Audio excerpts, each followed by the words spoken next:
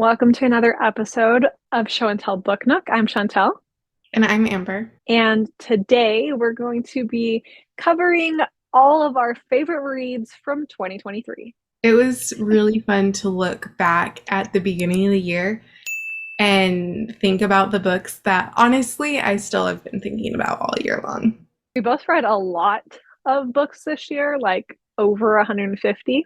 And it was interesting to me which books made the cut and which books didn't. And I think that's really telling because I think so often we are constantly looking after like the next book talk book or the next like rom-com that is fantastic and everyone's raving about it.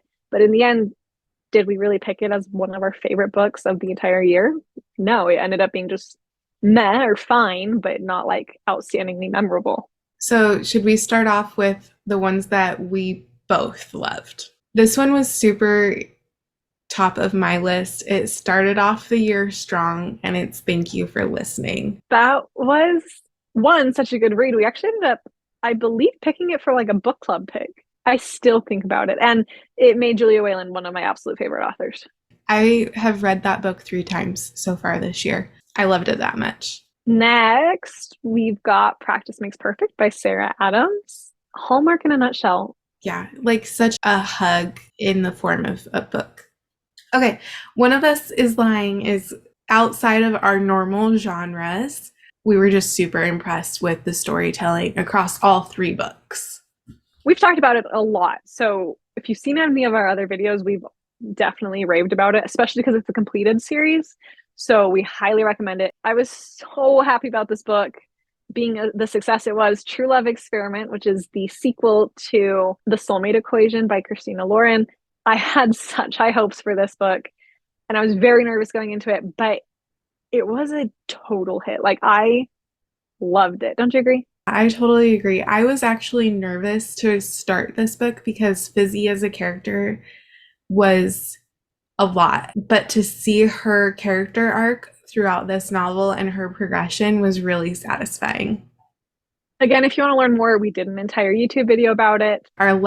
We both loved this book this year was Divine Rivals by Rebecca Ross. And I just have to say, I cannot wait to read the sequel. I'm so excited. I'm realizing as we're talking that a lot of our favorite books we've actually done YouTube videos on. So I'll just link all of them below and stuff. But if you want to learn more about any of the books really that we've talked about, check out the other YouTube videos that we filmed about them. So I'm going to start off with 11/22/63 by Stephen King. This is completely outside of my normal reading patterns. I actually read it for the Gilmore Girls Reading Challenge and have not stopped thinking about it. Recommend it to people at least once a week. That one is on my TBR because of how much you've raved about it. Okay, I started off the year with A Million Junes, which is probably one of both of our favorite books of like all time. Guys, again, we did a YouTube video on it. It is one of the best books I have ever read. My next pick kind of goes along with that a little bit, and it's The Simple Wild by K.A. Tucker. I really enjoyed this series as a whole, but The Simple Wild just hit some pretty poignant notes for me in the time that I read it. What's next on your list? Amy and Roger's Epic Detour by Morgan Matson. This book is a YA book that has been on my list for a very long time, and I finally got around to reading it. And I fell in love with the simplicity of the story, with the way it's written is in the pages. They have receipts or like photos taken from the detours and actual like locations you can visit. So if you're ever actually wanting to take a road trip, there's a ton of decent suggestions in that book as well, which I think is clever. Next on my list is actually Legends and Lattes. Is a cozy fantasy. It blew up on Book Talk, and that's why I gave it a shot. And I feel like if you need an introduction into fantasy without high stakes, it's a great book for that. Next, for me, All the Light We Cannot See, which also just got turned into a Netflix limited series. And I've only watched the first couple of episodes, and it's actually really great. But the book, historical fiction, amazing. Kate, you're going to be proud about this pick. I went with the Percy Jackson series. I'm so glad. So glad. If you guys missed it, Amber finally got around to reading the Percy Jackson series as an adult, and she's done a couple of videos about it, and I would recommend it. What's next on yours? A Deadly Education by Naomi Novik. I was surprised by this. My mom actually recommended it to me, and it's Harry Potter meets Maze Runner meets an unwilling hero. Is that called an anti-hero? I don't know. What about you? What's next? Okay, this is another one that you kept on me about. It's A Discovery of Witches by Deborah Harkness.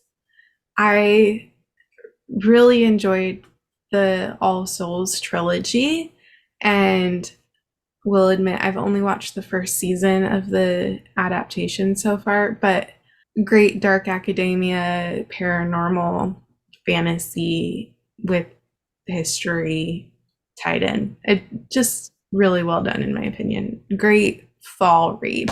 This one's been on my list for a while, and we actually ended up reading it because of your husband. But I put Red Rising on my list. I still think about it. And that was several months ago that we did like a YouTube video about it and talked about it. I can see why it's considered a sci-fi classic. Like it was incredibly done. Okay, this one has been on my list because of some other book friends, and I finally got around to reading it, and it's The Dead Romantics. So good, actually. I was very skeptical going into it, and it just won me over, so it had to go on the list. Good to know, because this has been on my list, and I don't think we've talked about this. I didn't realize that you'd read it, so I'm glad that it's actually one of your favorites, because now I need to like move it up in my queue. Next for me was Dance of Thieves, and this is again a YA. Vast majority of what I read actually ends up being YA, so it's not surprising. But this one's a duology, and it's fantasy with a little bit of romance in there. It's an enemies to lovers to enemies to lovers trope. It's just a fun adventure. My next one is a new-ish release, and of this author's books that I've read so far this year, I was kind of surprised this is the one I chose as my favorite, but I'm sticking to it. And that's Checkmate by Ali Hazelwood. It's so good. I would classify this as a new adult book more than a young adult. However, the story that she told between these two chess masters to be was just really fantastic. My next one, I was extremely surprised. This was the book talk book, Assistant to the Villain, and I was just shocked by how much I loved it, to the point where I actually bought the book. He's morally great character, so if that's your thing. Second to last book for me is actually a repeat author on this list, and it's My Oxford Year by Julia Whelan. I really loved this book. It was her debut novel, and I can't adequately describe it other than it was heartbreaking and warming all at one time. I almost put this on my list because of how much I loved it. It's Me Before You at Oxford, but also unique. I will also say that you will probably cry with that one, though. But it's worth it. Yeah, I felt like it was so worth the heartbreak that it brought. Yeah, that was a fantastic one. Okay, I put Fourth Wing actually as one of my top books this year. I really loved it. I mean, need we say more? We did it's still probably one of my favorite videos we ever did. Taylor Swift Ivy analysis of Fourth Wing. It's just, if you haven't read Fourth Wing, just do it. My last book. Last one is You with a View by Jessica Joyce. This is a debut author. She has another book coming out in the near future that I'm really looking forward to reading. I think I did a Sizzling Sunday review on this one, so check that video out. It does actually kind of lead us into my last book, and then we'll do our honorable mention. I picked Remarkably Bright Creatures, and I was extremely hesitant going into it. It's a book about like an octopus that's trapped in a cage, and then two humans that it focuses on. And I did a video on this. I am petrified of fish, octopus, anything that moves, ocean, like petrified. So the fact that I freaking cried in a book about an octopus should tell you something. Was insightful. Okay, which insightful not really leads us to the last honorable mention, but we'll just go with that. That's Wuthering Heights. We both gave this like 2 stars and hate it with a very vehement To the passion. point where we actually filmed a YouTube about it and just never released it because one, we were sleep deprived when we filmed it, but also two, it would have been us like bashing on this classic for so long. But it's been what, 4 months? I think we read that back in September. Yeah, And we still consistently think about that book. And I think that kind of sums up of the 400 books collectively that we read, the top 23 books were surprising. But I think the vast majority of those 23 were ones that made us think, or ones that changed our outlook on life, or weren't just an escapism read, though there's definitely those in there.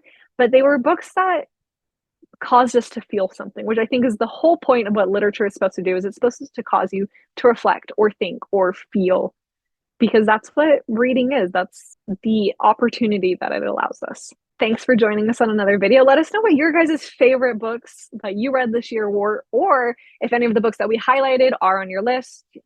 Or if you disagree, I guess you can also put that too. But let us know if you guys have any other videos that you'd like to have us do, or any books that you would want us to read. And we will see you guys next time. thanks for joining in.